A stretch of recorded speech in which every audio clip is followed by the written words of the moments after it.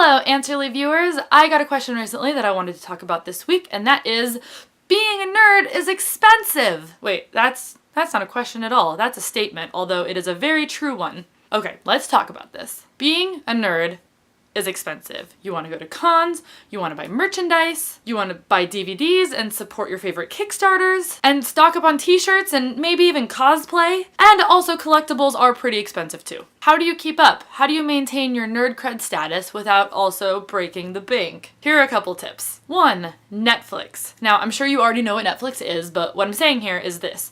You don't always have to own a DVD box set of everything that you like. If your favorite shows are on Netflix, maybe you don't need to have the giant box set sitting on your shelf. A subscription to Netflix is a lot cheaper than lining your walls with collector's edition Blu-ray DVDs. Trust me.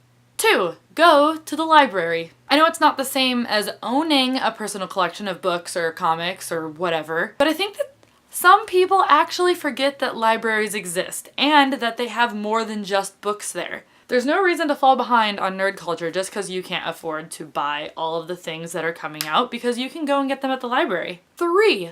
Local cons. I have definitely talked about this on this channel before, but most of the larger cities out there have their own Comic-Con conventions or other conventions like that. That means that you don't have to pay for a hotel, you don't have to pay for airfare. That is a huge plus. Just because you can't go to San Diego Comic-Con doesn't mean that you can't go to the Comic and Toy Con in Lexington, Kentucky. I promise you're gonna have fun there also.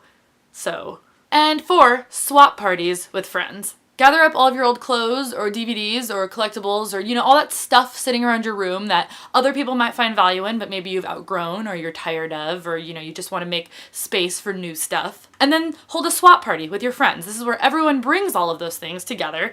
If you have a big living room or a bunch of tables or a good local place that you're allowed to rent out. Have all your friends come, put everything out, and then you get to pick and choose. It's like a little mini garage sale, but you're swapping items instead of buying them from each other. Everyone goes home with new treasures, the rest gets donated to Goodwill, and nobody spent any money. These are just a couple of suggestions that I have to stay nerdy on a budget. Let me know some of your budgeting nerd tips down below, and until next time, it's game over. I don't know about you, but The Goonies has always been one of my favorite childhood movies. It's got everything: action, adventure, romance, pirates, chunk.